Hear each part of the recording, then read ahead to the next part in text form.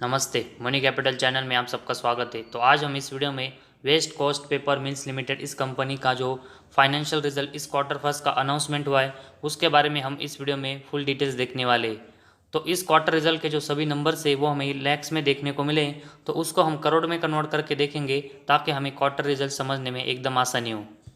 तो सबसे पहले हम कंपनी का टोटल इनकम के बारे में इंफॉर्मेशन देखते हैं। तो इस साल के क्वार्टर फर्स्ट में कंपनी का जो टोटल इनकम है वो हमें 1,12,540 मतलब 1,125 करोड़ का कंपनी का टोटल इनकम हमें क्वार्टर फर्स्ट में देखने को मिला है, जो कि अगर हम इसके कंपेरेटिवली क्वार्टर फोर में देखेंगे तो उस समय कंपनी का टोटल इनकम 1,08,915 मतलब 1,089 करोड़ का कंपनी का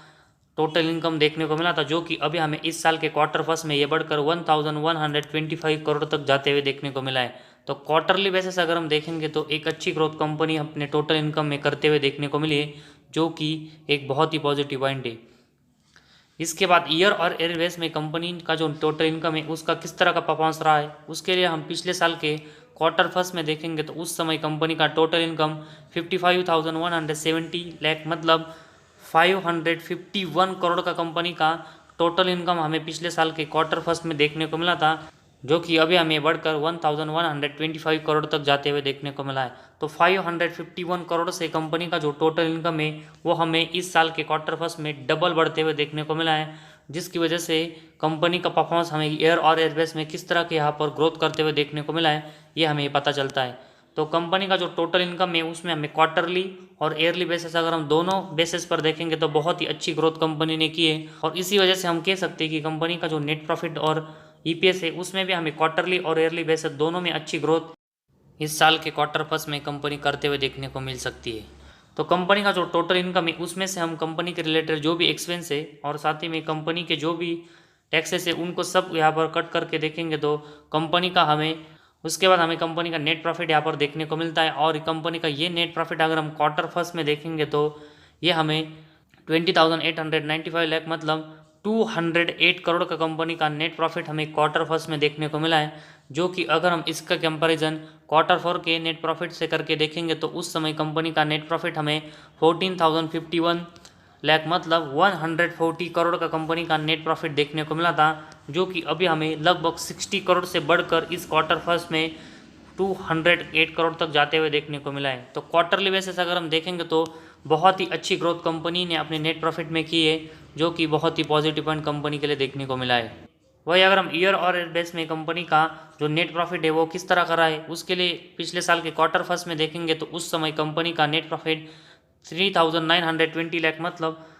39 करोड़ का सिर्फ कंपनी का नेट प्रॉफिट देखने को मिला था, जो कि अभी हमें इस साल के क्वार्टर फर्स्ट में ये बढ़कर 208 करोड़ तक जाते हुए देखने को मिला है। तो कंपनी का जो नेट प्रॉफिट है वो पिछले साल के क्वार्टर फर्स्ट के कंपेरेटिवली इस साल के क्वार्टर फर्स्ट में 5 टाइम्स हमें ग्रोथ होते हुए देखने को मिला है। तो ईयर और एयरबेस में जिस तरह कंपनी का टोटल इनकम में हमें ग्रोथ देखने को मिली थी उसी तरह की ग्रोथ हमें कंपनी के नेट प्रॉफिट में देखने को मिली है। तो क्वार्टरली बेसिस और ईयरली बेसिस दोनों में हमें कंपनी के टोटल इनकम में जो ग्रोथ होते हुए देखने को मिली थी उसी तरह की ग्रोथ हमें कंपनी के नेट प्रॉफिट में होते हुए देखने को मिली, जो कि कंपनी की ग्रोथ और बिजनेस के लिए एक पॉजिटिव पॉइंट है। तो कंपनी का जो नेट प्रॉफिट है उसके बाद कंपनी का अर्निंग पर शेयर है उसके बारे में हम इंफॉर्मेशन देखते हैं। तो सबसे पहले हम क्वार्टर फर्स्ट में कंपनी का ईपीएस देखेंगे तो यह हमें 28.06 देखने को मिला है, जो कि अगर हम इसके कंपेरेटिवली क्वार्टर फोर में देखेंगे तो उस समय कंपनी के ईपीएस 18.86 था, जो कि अभी हमें